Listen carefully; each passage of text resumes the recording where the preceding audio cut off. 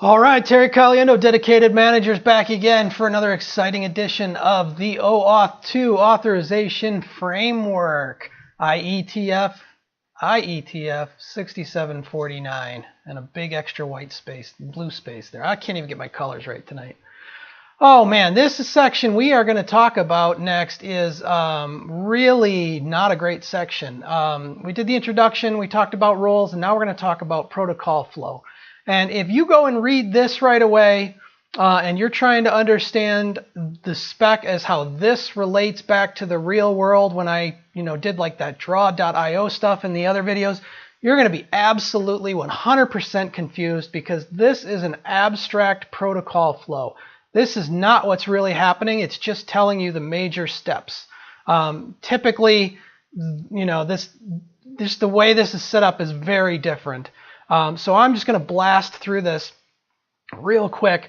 Basically, there's a couple of major steps. There's the authorization request, and that's the client, which we talked about in the last videos, can be varying types of things. It can be a VueJS application, which would be a front-end JavaScript application. It could be a server-side application, like in a WordPress PHP server, or a native app to like an iPhone or a Android device, mobile device, which I missed talking about in the last video, but we'll end up talking about subsequently in other videos.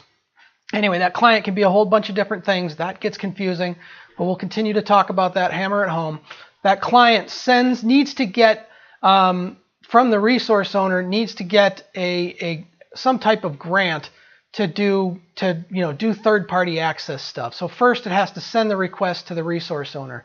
And typically this is not how it happens. Typically it sends the client sends the resource owner to the authorization server, and the authorization server gets the request. And we'll show that later. That's why this gets super confusing if you try and relate it to the real world. They're just trying to tell you that there is an authorization request, and then there's some kind of grant that comes back. And in the code flow, this is a code that's later going to be exchanged for a token. In the implicit flow, which would be the front-end VueJS applications, that's actually going to be the token right away. So that's why this is confusing, because if you're looking at like a VueJS application, this step for the next sending the grant to the authorization and the access token coming back doesn't exist because it's responded right away here in the implicit flow. So we'll talk about all that stuff. Again, skip this video if you're already bored, because this is very high level stuff, and it really doesn't help much other than to just hit the terminology over and over again. Anyway, if we were talking the code flow, which is the server side, like WordPress PHP type deal, that's where this kind of fits in. That it needs to get it sends a request from the resource owner. That's you, the person that has the ownership to like the Google Drive. You say, yes, you can access the Google Drive. Here's a grant, which is just some kind of piece of information that's going to let the authorization server know that, hey, I've given you permission. So then the client goes back to the authorization server and gets an actual token. And then that token can be sent across to the resource server, which would be Google Drive in the instance that I'm talking about. And then you could the client, PHP client, could then send some information like the draw.io schematic source code could be sent to Google Drive and saved there, and and pulled back. By using the access token, it can save files and then retrieve them. So that process is looped. So I think that's about all. I'll talk about these real quick. So again, this is the abstract protocol. Again, if you're bored, just skip ahead to the next video, because this is just really tough stuff. The client requests an authorization from the resource owner. The authorization request can be made directly to the resource owner as shown, or preferably indirectly via the authorization server as an intermediary. So that's what I was talking about. This really typically the client sends the resource owner over to the authorization server, and the authorization server asks for permission and then sends that back to the client. So normally it goes this way and back, and we'll see that in other as we do other go through the flows. The client receives an authorization grant, which is a credential presenting the resource owner's authorization, expressed using one of 4 grant types. We'll talk about those. Defined in this specification, or using an extension grant type, which is what the OpenID Connect does OpenID extends on this area to include its ID token. We'll get into that again, just throwing terminology at you to help your ears hear it for the first time. The authorization grant depends on the method used by the client to request authorization and the types supported by the authorization server. That's a mouthful, but basically what it's saying is, I talked about there's different flows. There's the code flow, which has an extra step for security, and then there's the implicit flow, which gets you an access token right away. We'll talk about those. It'll become much more clear later. Again, this is all murky stuff. It's hard to talk clearly about it. Finally, the client requests an access token by authenticating with the authorization server and presenting the authorization grant.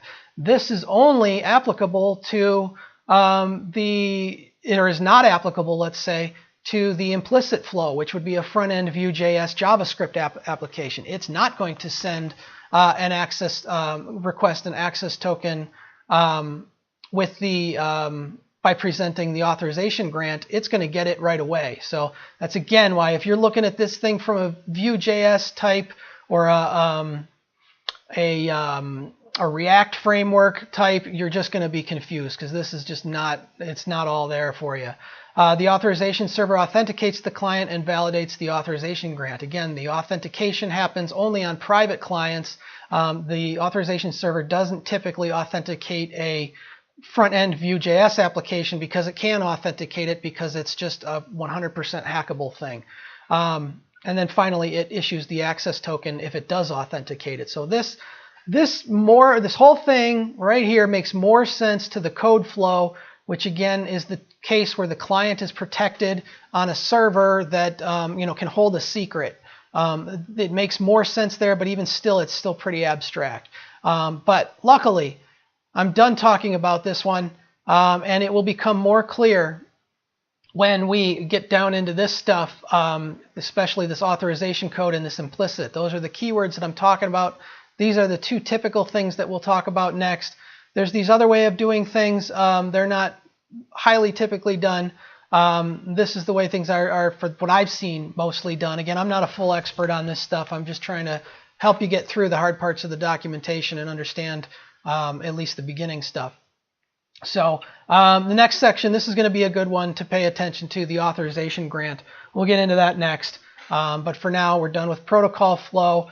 I just wanted to blast through it. And apparently for me, blasting is still an 8-minute video. So that's it. Terry Caliendo, Dedicated Managers.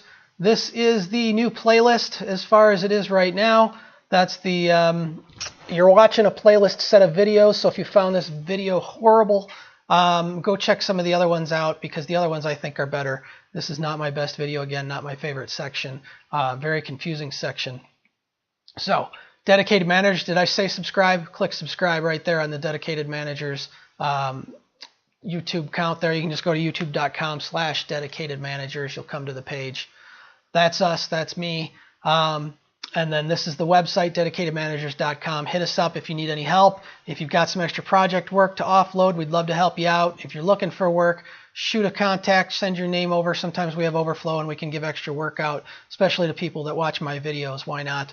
If you can handle listening to me on recording, maybe you can handle listening to me in real life. So, Terry Caliendo, Dedicated Managers. Again, I am not a 100% expert on the RFC stuff here. I'm just getting into the OAuth 2 stuff, but I've done a lot of reading on it and just trying to help you out and understand it better. If you know more than me, throw something in the comments. Let me know. I'm always looking for help to better understand. And if I say things differently than what they are, sometimes I'm thinking one thing. I do these videos on the fly. Sometimes I'm thinking one thing. I say another.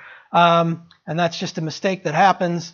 I'm not going to go back and re-record these because I just don't have the time. I do client work all week, and then I try and pump some of these videos out every Friday, or at least sometime during the week. So, thanks much. Terry Caliendo, Dedicated Managers. Another minute and a half of long-windedness. We'll see you in the next video. Happy life, happy weekend, happy programming. Take care. We'll see you soon. I won't see you because I can't see you. You can't see me either. But, happy programming.